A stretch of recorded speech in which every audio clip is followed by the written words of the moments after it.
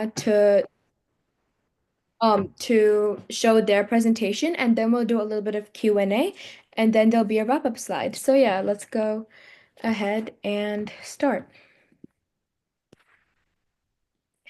I'll just share my screen.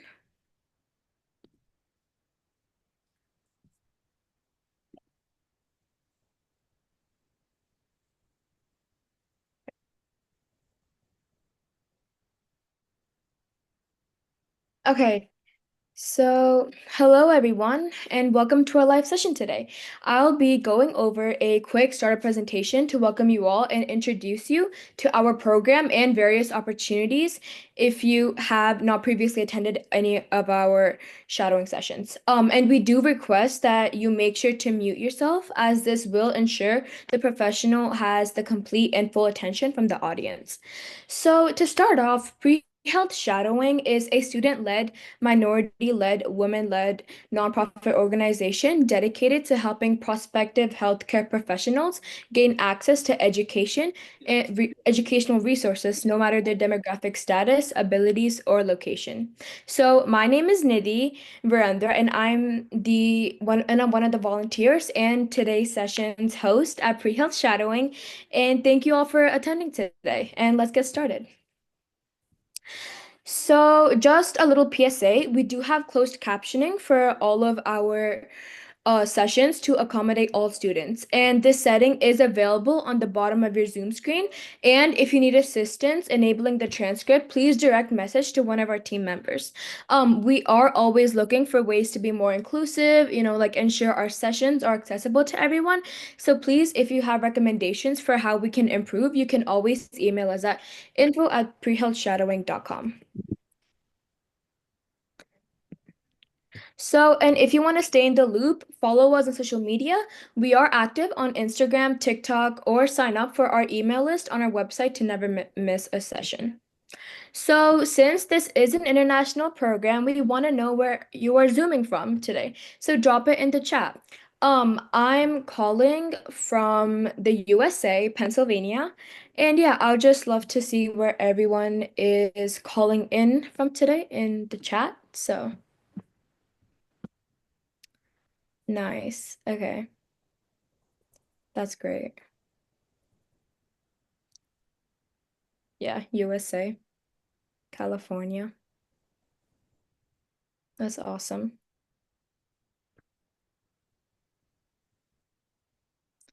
Okay, yeah, Massachusetts. That's great. So, yeah, that's great. You guys can continue telling where you guys are from, but I'll just move on to the next slide. So, also, guys, are you in the holiday giving spirit or looking for additional ways to get involved with PHS? If you could take some time to donate to our organization to keep it free of charge and accessible to everyone, please do donate. Any monetary donation is so helpful. And for more information, please visit our website underneath the blog section. And we also have some wonderful opportunities for you all as benefits being a part of our program. So if you want to play a bigger part in supporting PHS, we would love for you to join our network of student volunteers and team members. So you can apply to be a part of the administrative team, lead students in various projects, initiatives with professional outreach, grant writing, and so much more. And if you are a high school student that want to get involved, we do have a program called HTP, which is High School Training for PHS, which allows you to connect with college pre-health programs, get involved in fundraising for PHS, and organize resources for other high school students interested in medicine through pre-health shadowing. So, a part of our mission at PHS is to promote diversity. And in order to do this, we have launched an initiative to have monthly panels to celebrate different demographics in the field of medicine. And if you have a mentor, professor, or a professional that has inspired you, think could contribute to these conversations, nominate them today using the link in the chat. And if you can, we humbly ask that you donate to our program. As you know, pre-health shadowing is a completely student ran, and we're also working around the clock to keep this free and accessible to everyone. And unfortunately, Zoom and our website are not free, so any contribution you can give today would be greatly appreciated. And if you are not financially able, we request you send this link to someone you think can, so we can continue to support those who cannot afford similar opportunities. And throughout the session, we encourage you to drop any questions you have for the speaker in the chat.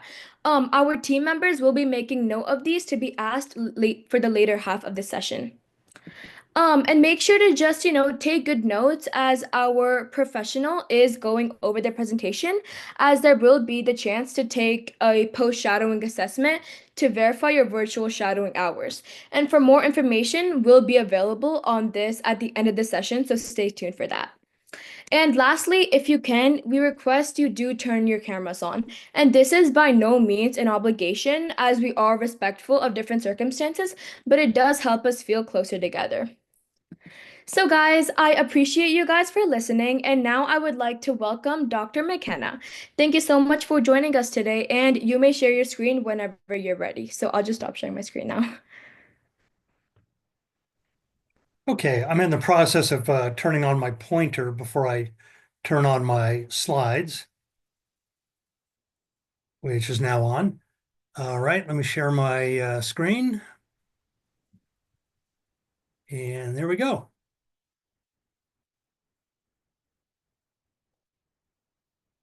Okay, can everybody see my slides?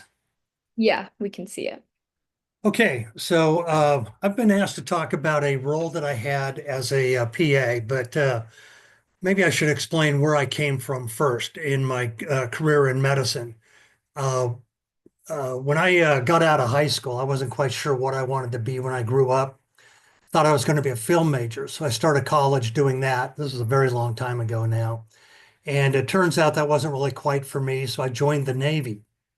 And when I joined the Navy, because I'd had a couple of years of college, I could pick my job. And I thought, okay, what are the two jobs that go everywhere the Navy goes? And I could boil it down to cooks and corpsmen. And then I had some friends who told me that corpsmen, medical corpsmen, actually go more places than cooks go. So that's what I did. And that's when I first discovered physician assistants, PAs. And as I worked my way through the Navy, I went back to school and did my prerequisites, then got into PA school, went to PA school as soon as I got out, and then I started as a PA. So I was in clinical practice for about 3, 4 years. And before I got recruited into the biopharmaceutical industry, which is where I spent the bulk of my career and where I think I used my training more than anything else.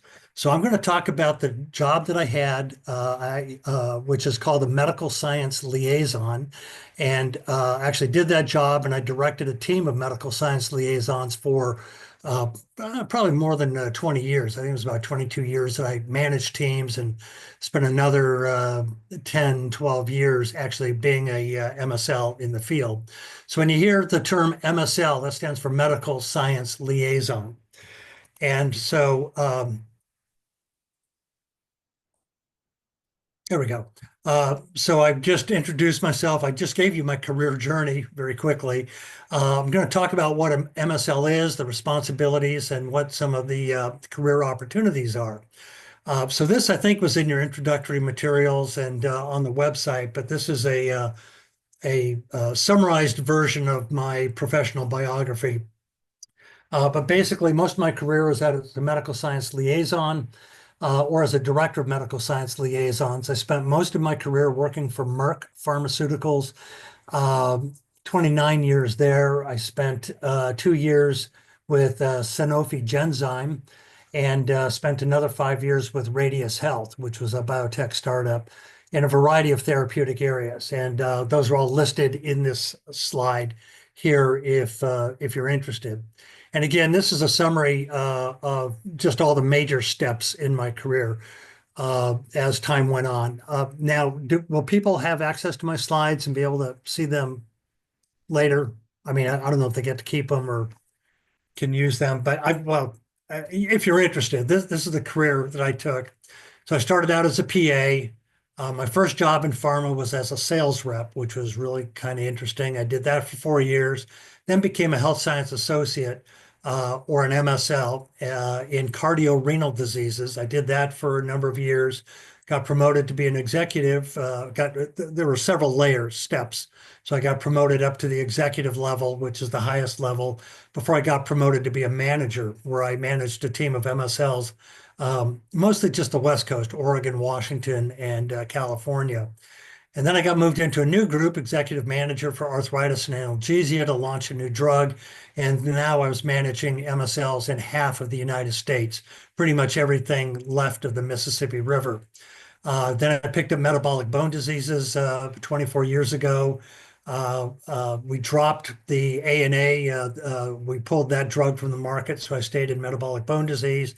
Then that drug went off patent, so I went into asthma, allergy, and immunology. Then I got laid off by Merck through a restructuring, and then went to work 3 months later for Sanofi Genzyme in rheumatology, immunology. Did that for a couple of years, and while I was doing that, I started moonlighting as a editor for a online medical education company, and I also started teaching at a PA school. So I started as an invited lecturer, and then they asked me to teach evidence-based practice. I finally retired from the biopharmaceutical industry in 2021, and became full-time academic since then. In 2016, I was also the director of the MSL program at Radius Health. So that's my career in a nutshell. Um, so one of the things that I learned about being an MSL, the specific jobs that are available for a medical science liaison really depends on the products. And when I say product, I'm talking about a drug. They also have MSLs in the device industry too. So implants or pins for knees, screws, orthopedic screws, tubing, there's all kinds of jobs there. But most of the MSLs are found in the biopharmaceutical industry, and it really depends on the product. If there's no drug available, there's no job. So if a drug goes off patent, then the job may go away. If it takes a long time and it's a difficult process to get a drug approved, they don't all get approved. And so sometimes MSLs are hired before a drug is approved, but if the drug doesn't make it to market, often that's when the MSL job ends as well. In which case, those people either go to a different job in the same company or another job in another company. M&A stands for mergers and acquisitions. So a key attribute to being successful as an MSL in the industry is adaptability, just being flexible. If you're a rigid thinker and you want things to be only one way, then I don't think you're going to be happy in corporate America, because things are always changing. Every company is different, but one thing that is not different is education. For most of these kinds of jobs, a doctoral level degree is required. The exception being, for some companies, they will hire master's trained physician assistants or nurse practitioners. But getting one of these jobs without at least a master's degree is extraordinarily difficult. It's not impossible if you know somebody or have connections, but education is very important for these kinds of roles. So what are MSLs? So the MSL role was started by the Upjohn Company, which ceased to exist probably about 20, 30 years ago when it was acquired by Pfizer. But an MSL is a therapeutic specialist, become expert in a particular therapeutic area. And what that does is it allows the MSL to dive deep within that specific area and pretty much ignore the rest of medicine. But what happens is the MSL becomes a subject matter expert in the field. They're employed by pharmaceutical, biotechnology, medical device, and all the companies listed here. And they usually have advanced degrees as indicated here. Many companies now include PAs and NPs. But the purpose of an MSL is to act as a liaison or a connection, a disease state expert, both for internal colleagues within the company and externally as well. The whole point is to open up a route of communication between external thought leaders and the internal company. And the way we do that is through the common language of science. So the first thing that an MSL learns to do is how to build a peer level relationship with whoever it is they're working with. Some of that's just getting comfortable using people's first names. which is difficult when you're new and everybody else is older and smarter than you. And it's kind of intimidating to call somebody by their first name when you feel like, well, I really should call you doctor or mister or something else. But you'd be surprised. Most scientists and medical leaders are very open, warm people, and they're very accommodating to all kinds of people. So the primary responsibility of an MSL is to establish and maintain a peer-to-peer relationship with the leading physicians and scientists who influence other physicians and scientists in the medical field. These leaders are often called key opinion leaders or thought leaders. There's a whole bunch of other names that they're called as well, but that's generally what an MSL does. So this is a very busy slide. I just want to call out a couple of things, but this section over here kind of summarizes the key functions of an MSL is to build relationships with the key opinion leaders and thought leaders. We're a source of ongoing scientific communications. We develop relationships with these people by having ongoing regular meetings with them, which means a lot of travel, flying around to meet with these folks. And we meet them at, when we say congresses, we're talking about scientific or medical congresses, scientific professional meetings, and so forth. I attended probably at least one medical meeting almost a month, sometimes more than one in the month, all to learn what's being produced or what the latest science is. Because often at the meetings, you learn about new science before it shows up in the journals. So this is the earliest and quickest way to learn about what's going on. We also get involved in supporting clinical trials, the research that biopharmaceutical companies do to get a drug approved or to add new indications to the drug. We also get involved with training. We train speakers, we train sales representatives, we train people outside the company when there's new medical or scientific concepts. For example, it's an old drug now, but statins are used to lower cholesterol. Well, when they were new, there was a debate about whether it made any difference lowering cholesterol or not. So a big part of my discussion in those days was going over the wealth of science, which was mostly epidemiologic at that time, but going over the science to make the case for why this intervention, what is the scientific basis for why this new kind of intervention may benefit patients. And then the other thing we do is we gather and report competitive intelligence. What kind of activities are other companies in the same therapeutic area engaged with? Are they working on new drugs that haven't been made public yet? Anything like that.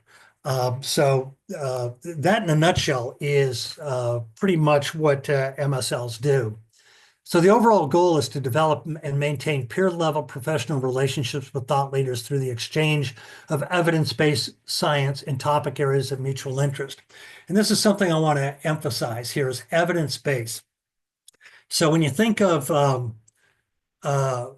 pharmaceutical companies promoting their drugs, I'm sure all of you have watched TV and you'll see advertisements come on the TV advertising this drug or that drug. And there's usually happy people who are very attractive jumping into swimming pools or riding roller skates or doing something that looks very nice. Some of that can be misleading, though. If it's a drug that's used to treat rheumatoid arthritis, for example, most people with rheumatoid arthritis aren't cured, but the disease is managed. And yes, they can feel good enough to get to a point where they're riding bicycles and jumping in the swimming pools, but not everybody does. So some of the advertising doesn't always reflect the reality, although companies are held, there's regulatory requirements that the companies have to accurately represent what they do in their TV ads.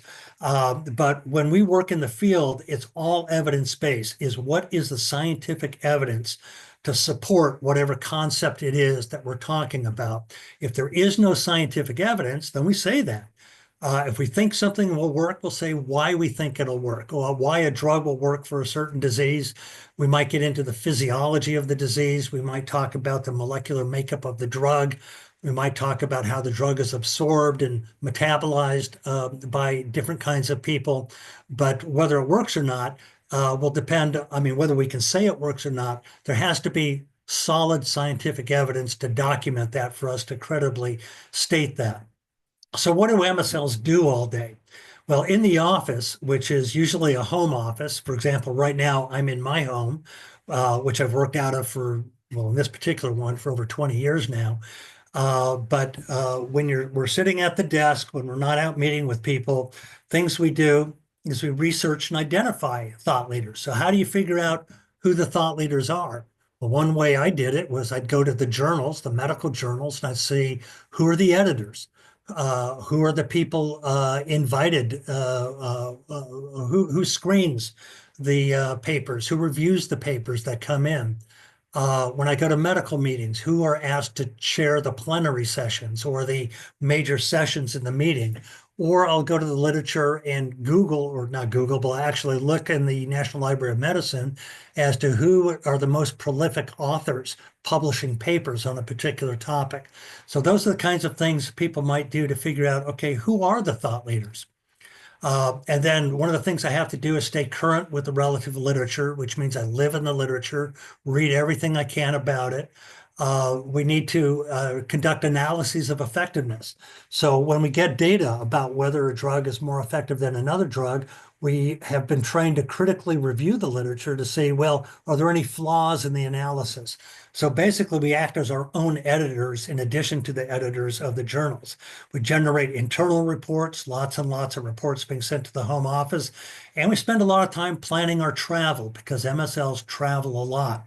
So when we are in the field traveling, we do it to attend medical meetings and interact with thought leaders and key opinion leaders.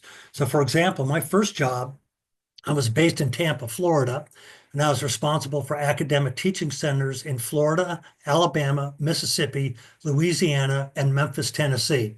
So one day I might be, well, I was always in Atlanta changing planes, but I might leave Tampa and then spend the better part of a week in New Orleans. And then I go from New Orleans to Memphis. And then I go from Memphis to Mobile, Alabama. There's a medical school there. So just to meet with a couple people in each different place who are doing the work. Much of what we do is preparing for meeting with and then doing the follow-up after meeting with thought leaders. There's internal company meetings. The company will have all kinds of meetings at different locations. We'll have to attend them. And then we interact with all kinds of other people involved with the company, the research. HEOR stands for Health Economics and Outcomes Research. This is a very fascinating area of research because it talks about the feasibility of what's found in the scientific literature, but also a lot of interaction with sales and marketing. Marketing might want to craft a particular message to promote the drug, and they'll come to us to say, is what we're saying medically or scientifically valid? And we'll have to say yes or no based on what the literature or the evidence actually shows. So some of the contributions that we make is there's a survey. There's an organization called the Medical Science Liaison Society who did a survey, and some of the things that MSLs do is provide insights back to the company about what's going on within a disease state or new developments that are happening. 90% of companies will use MSLs pre-launch and post-launch. So for example, there was a drug that was launched in the 90s, and I got involved with it 2 years before I got launched and was involved in the actually helping design some of the clinical research that went into the development of that drug that ultimately ended up in the label. And then through ongoing discussions with different thought leaders and so forth, learned all kinds of insights that helped influence the design of the trial itself. We disseminate information to key opinion leaders, and we also get information from them. So it's very much a two-way street going back and forth. 86% of pharmaceutical companies use liaisons to gather competitive intelligence during pre-launch, and 90% do after launch.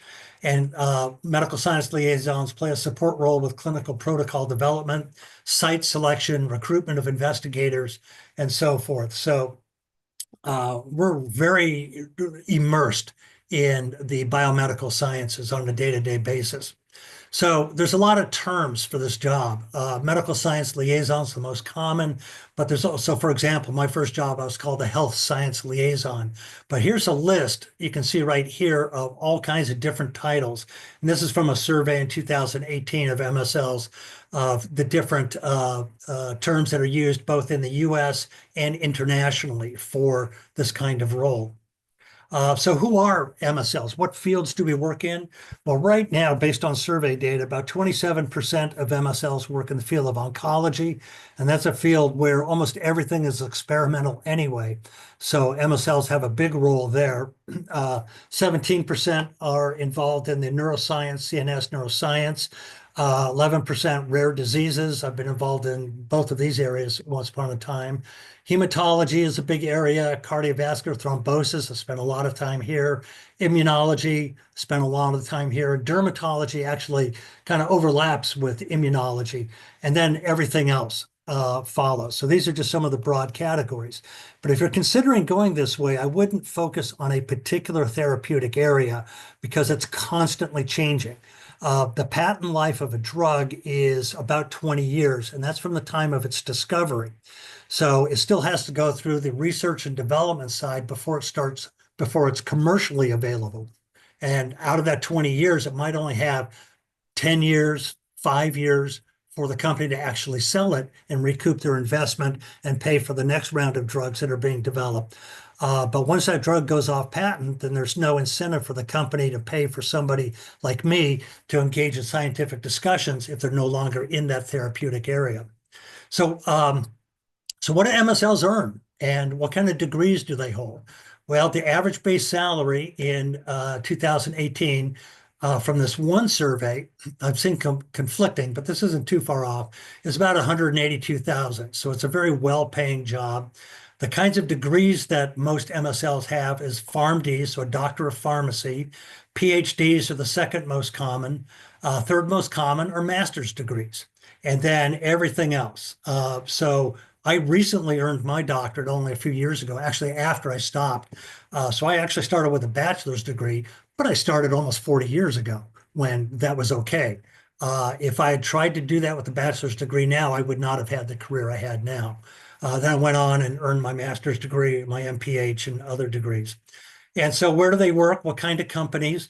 So if we look at these three companies, are large, small, and medium pharmaceutical companies. And this is basically based on their market capitalization numbers. But right here, this is about 80% roughly of all jobs are in the biopharmaceutical industry.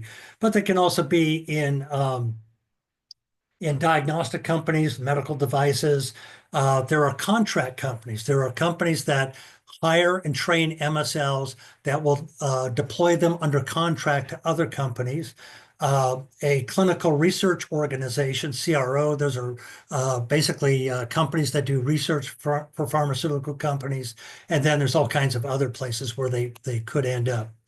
And again, when I talked about what MSLs do, this was a survey where they actually asked, what are the most common activities do you do as an MSL? And the most common activity, 95%, attending medical conferences. That was number one. Key opinion leader, relationship manager was number two.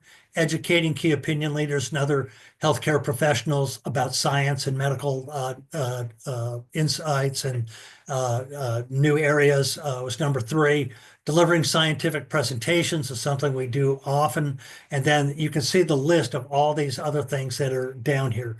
Ad boards, investigator-led research. So sometimes we encounter people who are developing a research idea, and most companies have independent grants that they will offer researchers. If the researcher is looking at something that's of mutual interest to the pharmaceutical company, sometimes they'll help pay for it for that research. So this is a great way for junior investigators to help develop their career. Pharmaceutical companies use a lot of speakers to talk about their drugs and so forth. So we get involved in training them, develop the slides, the training materials, we put together the scientific messages, on and on and on. Medical publications, this is way down there. There's some companies where MSLs will actually get involved with publication. I never did in my career. That only came after I finished the career, and I've been published several times since then. I get involved with managed care and health economic and outcomes research, presentations and research. To me, this is one of the most fascinating areas of an industry here because this is the real value proposition. Are drugs worth it? And worth it to who? Based on who's paying the fee. So I like this was because it was a real interesting blend of medicine and economics, which is really what drives all of medicine, particularly in the United States, but worldwide. So MSLs are not sales representatives. So sales representatives are selling a product. And that's what their job is. They meet with physicians and they will talk to the physician about the features and benefits of whatever product they're selling and ask for them to write prescriptions for it. They usually have a small geography that they can drive through the whole thing in one day. Most companies require at least a bachelor's degree to get a job as a sales rep. It's a pretty good job pay-wise. I don't know what it is these days, but I imagine it's in the low six figures, probably around 110, 120 thereabouts. But there's bonuses that go with this, but the bonuses are based on market share. Well, every company does it different, but it could be based on percent increase in market share within your geography or some sort of sales metric, uptake of prescriptions. In the medical science liaison world, though, our purpose is to communicate medical and scientific information and concepts and build relationships with thought leaders. So basically, we end up talking about medical science in the thought leaders field the way sports fans talk about baseball scores. When they talk about, hey, did you see that catcher? Yeah, he's on the recovery list, but his replacement came in. I mean, we get into that kind of detail. Talking about, hey, do you hear so and so just opened a new lab? Yeah, I heard he's got. I mean, it really does get that way, where we get very conversant about what's going on in the nitty-gritty day-to-day world of pharmaceutical research. Most jobs now require a doctoral degree somewhere in the biologic sciences, but not 100%. PAs and nurse practitioners actually filling quite a number of MSL roles. I mean, I did for my entire career, which only ended, just during the pandemic. Wasn't that long ago.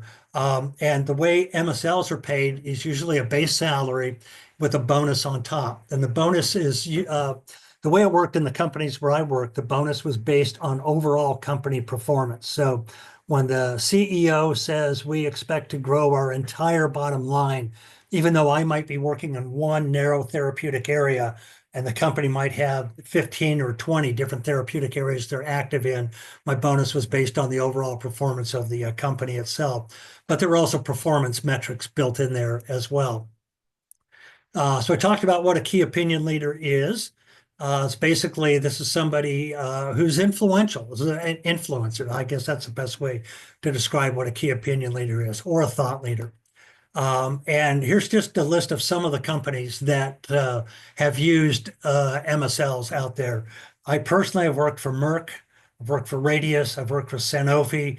I know people who work for just about all there's a few, I don't know anybody with J&J anymore, or Moderna. I don't know anybody there, uh, or Seagrin, but pretty much everywhere else, I know somebody, and that's part of the fun of the job. It's a small world. Everybody's connected. People leave companies and go to other companies, and paths cross. And it's a relatively small club where once you get into this role, you start getting to know people from all kinds of different companies doing all kinds of different things.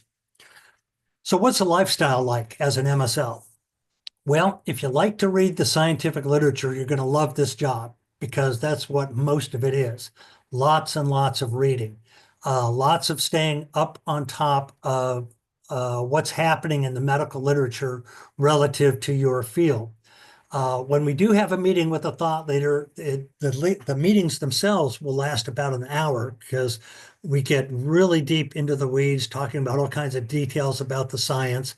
But prior to this 1 hour meeting, I know I used to spend 1 or 2 hours just preparing. So one of the things I would do is I'd look up to see if whoever I'm meeting with, have they published anything recently? And if so, what have they published? And how does it fit in with the overall scheme of things? So knowing that made it really easy to get a conversation going. Hey, I just read your paper where you said da da da da. Can you explain what you meant by such and such? Or did you have some problem with the methodology? So it's a great way to build relationships with people. Uh, MSLs all work from their home. It's a good idea to live near an airport. So I became good friends with LAX. I'm in Los Angeles area. I know exactly how long it takes to get to LAX. I know exactly where to park. I know how to get to my gate.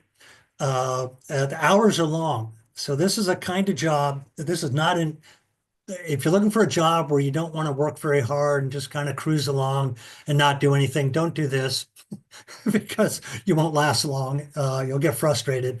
Uh, it's the kind of job where there's enough to do that you will never be done. You would never live long enough to do all the kinds of things that you could do to get better at the job. So it does require a high degree of self-discipline, particularly to stop working. So I had to set deadlines for myself. At 5 o'clock, I'm turning things off, period. Because I found myself working 60-hour weeks just because it's so fascinating, it's so interesting. And then if you do have a travel job, I also took into account my travel time. So the minute I left my house, that's when the clock started. So if I'm flying to the East Coast, got a 3, 4 hour flight, and once I get there, I meet with people, that could turn into a 12-hour day pretty easily. Then you have the time zones you have to contend with. Many, many, many medical meetings. So learning how to stay awake in scientific presentations is a valuable skill. And then lots of travel. So most MSLs travel a lot. So I guess in my career, I've flown over 1 million miles on Delta Airlines. I've flown 1.5 million miles on United. I've flown 250,000 on Alaska and probably another 1 million miles on all the other airlines combined. But again, this is since 1988. So it took me a while to get there, but it does travel. So what do MSLs get paid? Well, this is an old survey. This is from 2017. And if you look at the 50th percentile, this is the median, not the mean. And you look at in the United States, MSLs, generally speaking, the median of all MSLs, including the ones who are just starting, had a mean salary in 2017 of about 140. Though the more experience you get, so those who had more than 15 years are almost at 200,000. And you can see the high range in this survey. And over here, this column that says number, these are the number of respondents to the survey. So you can see this is only based on a relatively small number of respondents can make this, but making salaries in excess of $200,000 is not unusual in this field. And it gets better the longer you're in there. And of course, the benefits that go with it. I know many of you maybe are not thinking about this right now, but things to think about is every company has health, medical, dental, vision. If you are expected to drive, most companies will provide you with a leased car. So you'll have a car that the company provides for you. They pay all the expenses for the car. And many companies will also offer an equity position in the company, meaning stock options or restricted stock units, which could make holiday seasons very nice in a good year. And it could be very frustrating in a bad year because some years, they're not worth anything at all. It just depends on how the company does. So how do you become an MSL if you want to be an MSL? Well, first of all, you got to love the science. If you're not a science geek, don't think about it. This isn't for you. Find something else. But you have to love the science, just like hot rod fans like their cars. That's how MSLs like their science. A high degree of emotional intelligence. And what I mean by that is MSLs interact with all kinds of people at all different levels of education and training. So being able to read people, figure out where they're coming from, and respond and communicate with them where they are is very beneficial. Don't assume people know things because they might not. And the other thing is you really want a high desire. So when I was a hiring manager and hiring MSLs, these are the three major attributes I would look for in my candidates. If the candidate didn't demonstrate to me a love of the science, a highly incentivized desire to want the job, and some way to demonstrate their emotional intelligence, then if they didn't demonstrate to me those three attributes, then I'd keep looking. Qualifications. To be a successful MSL, you need to be able to adapt rapidly to new areas of medicine because things change. Thinking about medicine, how we treat diseases changes all the time. What's the gold standard today is not going to be the gold standard tomorrow because new science will come out, new discoveries will come out. Uh, but to get to be an MSL, adaptability is very important.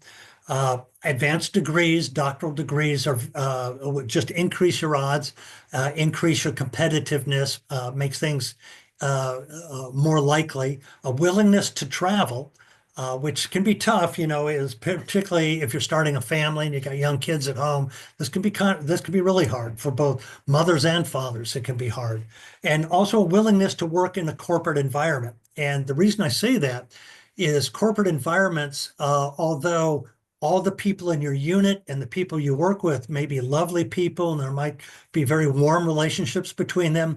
Corporations are very impersonal organizations. So a CEO or top executives might make a decision that, oh, we don't need this department anymore, and your job's gone. Boom, it's gone. Or we're not going to devote these resources to this product line anymore. Oh, I can't be an MSL for this field anymore. I need to find a different kind of MSL job. So that's part of what I mean. And there's also some competitive stuff that emerges in corporate environments where employees compete with each other, which sometimes is not always warm and fuzzy. But for the most part, most of the people I've always worked with have been just warm, lovely people. By and far, they've been just terrific, or I wouldn't have stuck with it as long as I did. So if you're thinking about it, some of the pros of the job, you get to develop peer relationships with leaders in the field.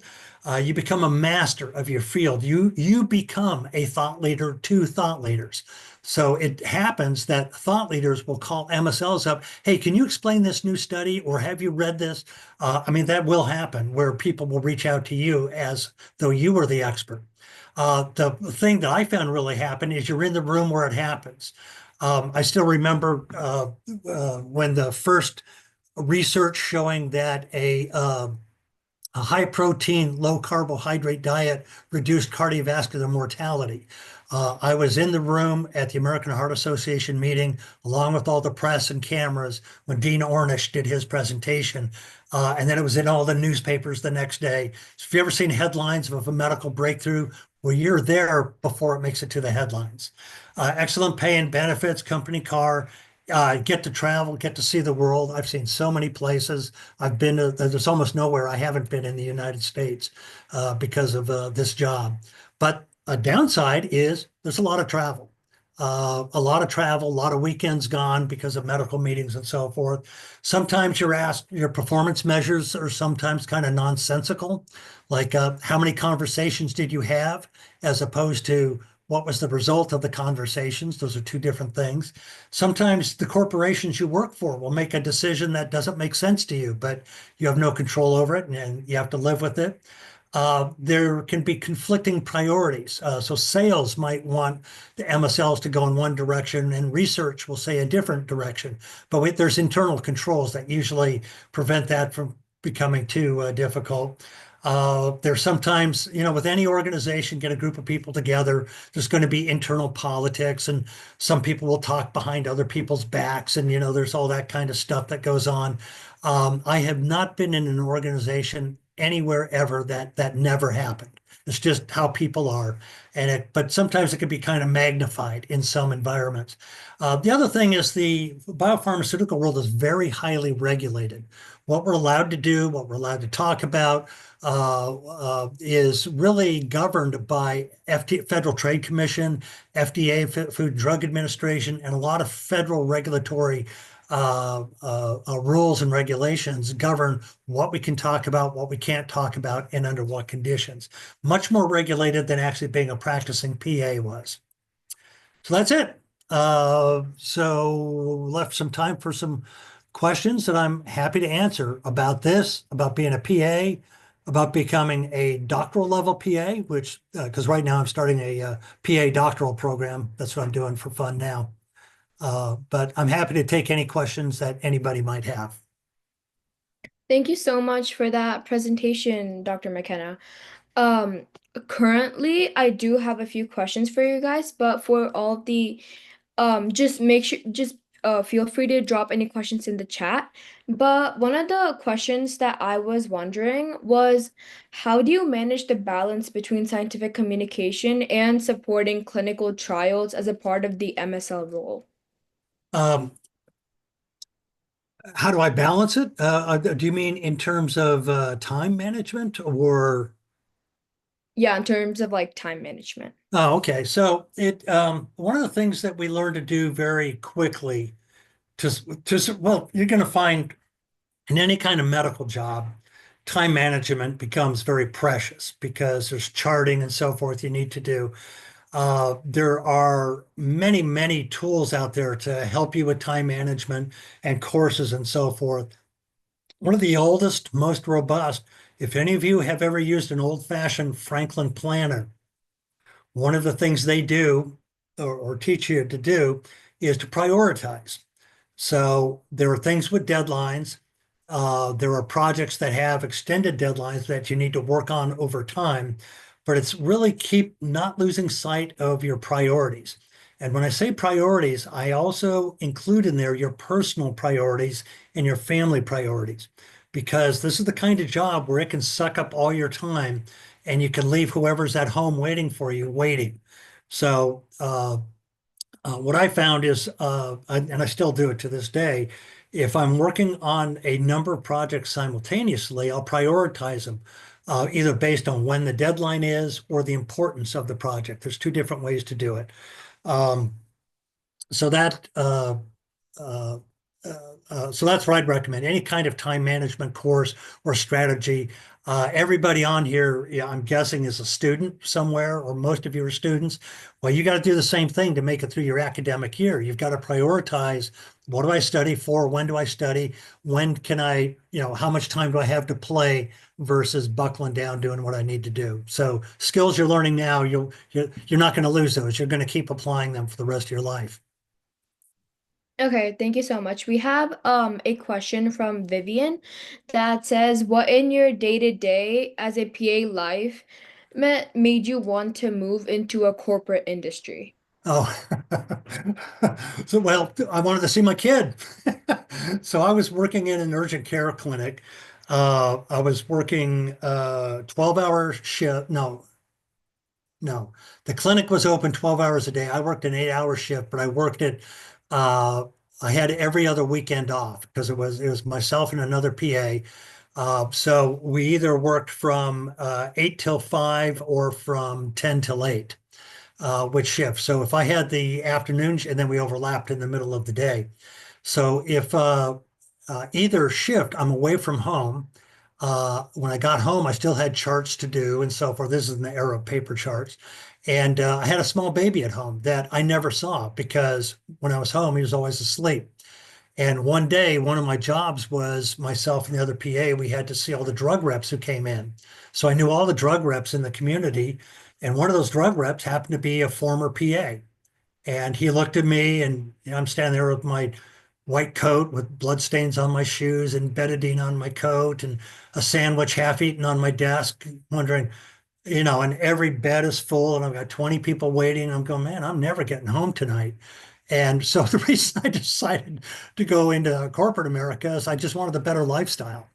And I couldn't find a better PA job. And so that's really why I went. And it turned out that although I talk about a lot of time and work and so forth, the person who controls my schedule for the most part is me, not other people. In other words, I didn't have to be in a clinic from 8 till 5 and see a patient every 15 minutes.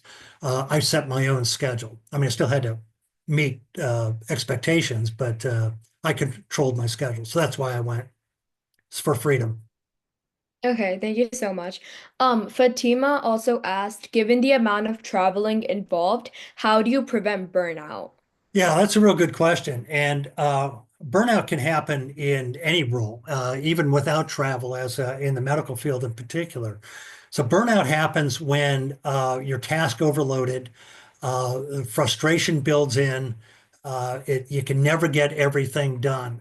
So the way I dealt with it, I mean, there are times when things pile up and it's like, man, I can't get a break. Uh, and so what I do is I'd schedule a break. What I ended up doing is making appointments with myself for mental health breaks, or things like I would call, I didn't do this a lot, but I would call in well. I'd use a PTO day or a floating vacation or something to just say, I'm not working today. I'm going to go swimming or go to the beach or go do something totally different. The other thing I do is in my spare time, I do things that have nothing to do with medicine. I get as far away from it as I can and get engrossed in something else.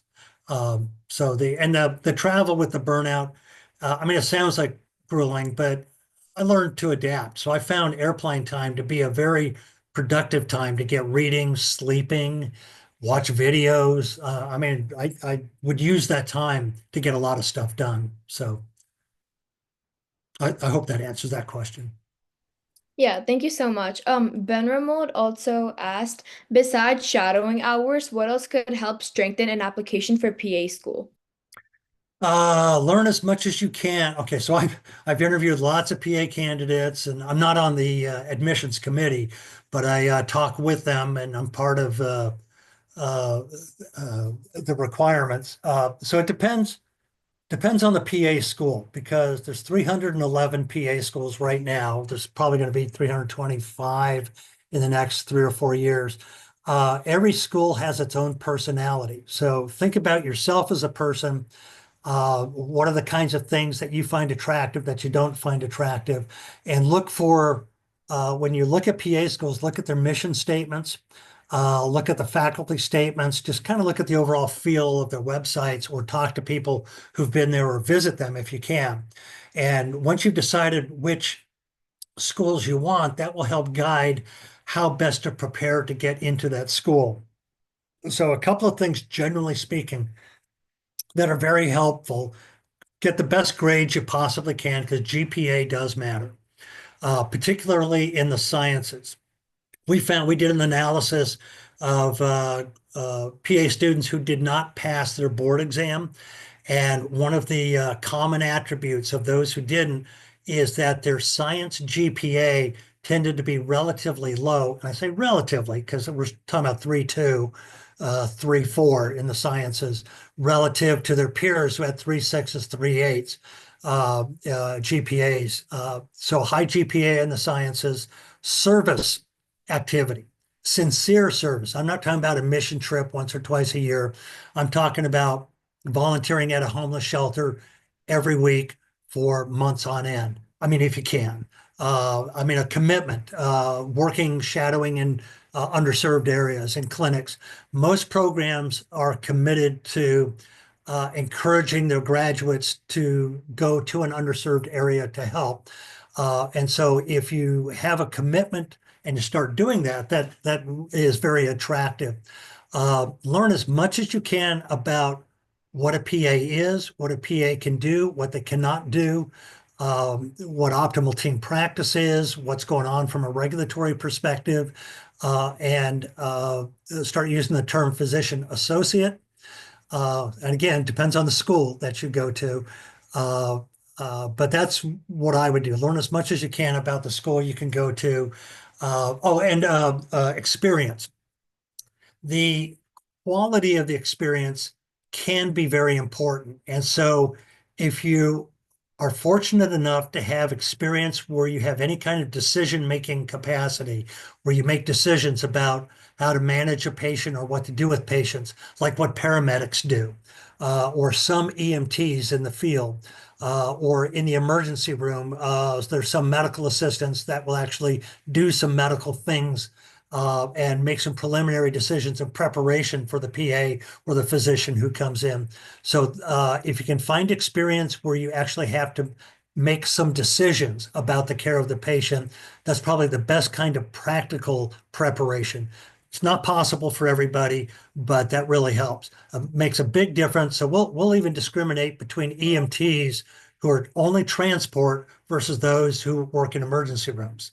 So an EMT who just transports people from one place to another, their level of patient engagement is very different than an EMT who's actually managed the patient in the either at the accident site from an ambulance or in the emergency room. Okay, thank you so much. Ozka asked, what were some of the most difficult parts of your career or some things that may have demotivated you at any time? Well, one of the most difficult parts is when both myself and my wife lost our job at the same in the same week. That was bad. But and yeah, and I was 60 years old when that happened. We had kids in college, and I thought, oh man, I'm doomed. Yeah, but I got another job within 3 months. So I was really concerned about ageism getting in the way of my career. And yeah, it was there. I encountered it, but it wasn't the end of my life by any means. But that's probably that. And there was a time about 25 years ago, I was dealing with one very difficult personality. This person was just being a jerk to me.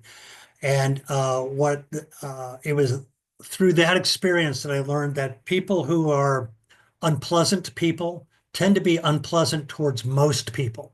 And so they're not singling you out, they're just unpleasant people. And what happens is they get fired or they get moved along, they don't last long. So just wait them out. Either, so what happens, either I leave or they leave. And in this case, they left. And then I had somebody to talk about despairingly at parties for years afterwards. Hey, do you remember what so and so did? That kind of stuff. Yeah, thank you. Hillary also asked, what helped you avoid excessive burnout while in PA school? Oh, in PA, well, that's a whole other. Well, when I went to PA school, it's a different animal than it is now. Uh, but so it was in the pre-electronic era. It was all paper and analog, no internet.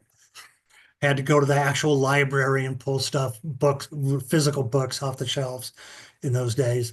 Uh, so what helped me, um, I don't, I mean, everybody gets fried in PA school. I mean, not to the point where you're dysfunctional, but it's it's a matter of just sucking up and doing it.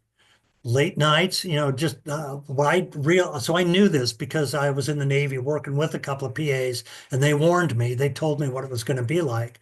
And so I just figured this is my life for the next 2 years is I'm going to go to PA school. That's all I'm going to do. So no trips, no vacations, no, I mean, turns out I did have time to do some of that, but I wasn't planning on it. I went in with a mindset that for 2 years, I'm just going to buckle down and do what it takes to get through. Um, and it seemed to work for me. I made it through. I wasn't the most stellar student in the world. There were certainly people who scored higher than I did on tests, but I scored well enough. In my case, is when it got to the practical application, that's what I did really well. I was very good at the hands-on stuff. The book learning, that took a while for me to get a hold of. But once I did, look what I ended up doing for a living. It's nothing but study. That's what I did for my entire career. I'm still doing it. But now it's fun for me. It's like detective novels for me now, but not at the beginning. Hmm. Thank you so much. Tiana Park said, just curious, but as a director of the MBKU's PA program, do you ever see or hear about applicants pursuing the PA profession with the intention of being an MSL? No, nobody starts out because most people don't know what an MSL is. Um, there are when I introduce, so I teach evidence-based practice, and I've been the Capstone advisor for our PA program. And when I introduce myself, I tell them what I've done for a living, because if they come to me for clinical skills, no, go to one of my colleagues who are still working in the clinic. I haven't been paid to see a patient in a very long time. But what, so I Um, uh, so what was the question again? It was The question was just curious, but as a director of MBKU's PA program, do you ever see or hear about oh yeah, applicants? do you want to be an MSL? So most don't know what an MSL is. So for example, in our second year class right now, there's a woman who was a researcher at UCLA before getting into PA school. She knew what an MSL was, but most don't know. I've never encountered personally, I've never known of a PA student who went to PA school specifically to become a an MSL. Most people go to PA school to learn how to be PAs, to work in a clinic. It's only later on. Most PAs who decide to become an MSL do so after being in the field for a while, after being in the clinic, and then they learn about it, or they decide that, oh, this working in the clinic isn't quite what I thought it was going to be. But there's lots of different things you can do besides MSL. But no, I don't know anybody who goes in specifically. I know pharmacy students who do that. There's a number of pharmacy students who do, but I've never known a PA student who does. Okay, thank you. Rama asked, do MSLs get involved in research given their close interaction and involvement in this area? Yes. Yeah, we do. So we're not the ones who run the trials, but we do get involved in identifying potential investigators, which means we need to know what attributes an investigator needs to have, what skills and so forth, what kind of patient mix they have, whether they've been in before. We sometimes get, or I've been involved because we work closely with the research side of the company. There's lots of informal communications. There's lots of meetings we go to. So I have been involved in tossing ideas around with the people who ultimately design the protocol. But one of the reasons we don't is because, and in some companies it may be different. It just depends on the company. Uh, but any drug company that is designing a clinical trial does so because they're eventually going to submit it to the FDA. So there's a lot of dialogue between the research department and the FDA about what kind of endpoints do you want? How do we, how do you determine whether something's effective or not? Should we use a surrogate endpoint or a real endpoint? So those are discussions that take place. So the design of studies are often informed by dialogue with the FDA. But I've been involved in design of HEOR studies and a few clinical studies because of a unique view as to particular patient population, for example. So generally speaking, we not so much involved in the design and execution, but a lot of the peripheral stuff around clinical trials. Okay, thank you. And Owen asked if you could speak a little about your time as a corpsman in the Navy. Yeah. Yeah, it's called corpsman. Um, yeah, the corpse, we try to avoid corpses as a corpsman. Sorry.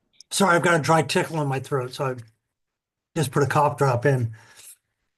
Yeah, so I joined the Navy in 1975. That's the year uh, that the Vietnam War ended. It actually, as far as the VA is concerned, the Vietnam War, the U.S. involvement in the Vietnam War ended on May 30th, 1975. I joined on June 1st. So I missed being a Vietnam era vet by a day. Uh, but I joined the Navy to see the world, because I was young and wanted adventure and I wanted to jump out of helicopters and sneak into towns with my face all camouflaged and stuff. But so what I did was after boot camp, I went to Corps School, which was at Balboa Hospital in San Diego, got trained to be a corpsman, which is like a real fast abbreviated PA school, actually. And then I got stationed at Moffett Field Naval Air Station. And that's where I spent my entire naval career. That was ironic for me because my dad was in the Air Force. He's retired. And so as a kid, when we'd go school shopping, we'd go to Moffett Field and use the PX as a retiree. So I ended up going to this base that I'd known since I was a kid. And I wanted to see the world, and I signed up for ships and I signed up for foreign countries. I did not sign up for the Marines. So the Navy Corpsmen are the medical corps for the Marines. I did not sign up for them. And although half my class went to the Fleet Marine Force, FMF, I went to Moffett Field. And so I had just a normal job for my career in the Navy. While there, I worked in an emergency room and urgent care. And because most service people are young, healthy people, didn't see too much. I saw a lot of trauma, mostly payday Friday night fights, the results of that. But uh, every now and then, somebody, because there's an air station, people get injured working on the airplanes and so forth. So we'd see them and have to transport some of them to the Naval Hospital in Oakland from time to time. But most of it was like working in any other clinic anywhere else. It was like very much like a civilian job, except we all wore the same clothes. I hope that wasn't too disappointing. I had a friend though who ended up in a Marine recon unit. And he got to do all kinds of fun stuff, but not me. Yeah, thank you so much for that Q&A. But it's 7:05, so I think and I don't think we have any other questions. So I think now is a good time to present the wrap-up slides. So yeah, I'll just start with that.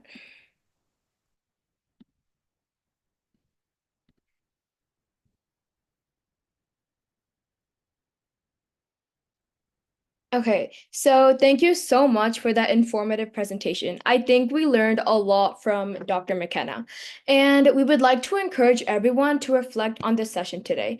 So, what brought you to this session today, and what are the three major takeaways you got, and what do you want to learn more about? So, it would be great if you guys just, wrote about your thoughts in the chat, and yeah. Um, but oops. Okay. So, and by the way, this writing or reflection is not required. However, we do encourage you to submit it to our website for publication and for recognition of your hard work and to enhance future applications. And if you want to learn more about pre-health shadowing and get involved in our program, we do encourage you to visit our website. You can get an asynchronous volunteer to You can become an asynchronous volunteer to get certified in hours through professional nominations, graphic design, social media, and promotion. And we're also accepting team member applications. So if you want to take on a more active role in PHS to lead projects and initiatives to be up here with us. So once again, we are humbly asking that if you're financially able to donate, that you please consider sending a few dollars to us via Venmo or PayPal. It costs a lot for our program to be up and running and also free to all of you. So if you are someone who can afford to, or if you know someone who can, please support those who cannot buy donating to our organization so everyone can continue to get the education they deserve. Otherwise, we simply ask you spread the word about pre-health shadowing to reach as many students as possible. And now for the main part, earning a digital certificate for the virtual shadowing hours from this session today. So if you go onto our website and find our professional courses pages, you can take our quick 10-question multiple choice quiz based on the content from the session today. And you'll have 30 minutes per attempt to earn 70% or higher to get your certificate. And we know that sometimes technology can be difficult, and for this reason, we allow 2 attempts to take the assessment. But if you run into any difficulties, please contact us. And to ensure that our website does not crash from a high influx of students, we recommend waiting 30 minutes to an hour after the session to take the quiz, which will be open indefinitely. Oh, and And once you have passed, you can click the finish course button at the bottom of the professionals page and download your certificate verifying your virtual shadowing hours. And if you missed a part of this session, or if you want to go back and view other sessions to earn more certificates with verified virtual shadowing hours, you can go to our YouTube channel and watch all of our previous recordings. You can also find them via the professional pages on our website and take the post-shadowing assessments for these as well. And just be sure to follow us on all of our social media and subscribe to our email list for the latest updates on upcoming sessions and events. And yeah, thank you all for joining us today. Please stick around if you have any questions, and myself and other team members will be happy to answer them. And yeah, this shadowing session is officially over, and I invite all of you guys to log off. Have a wonderful day.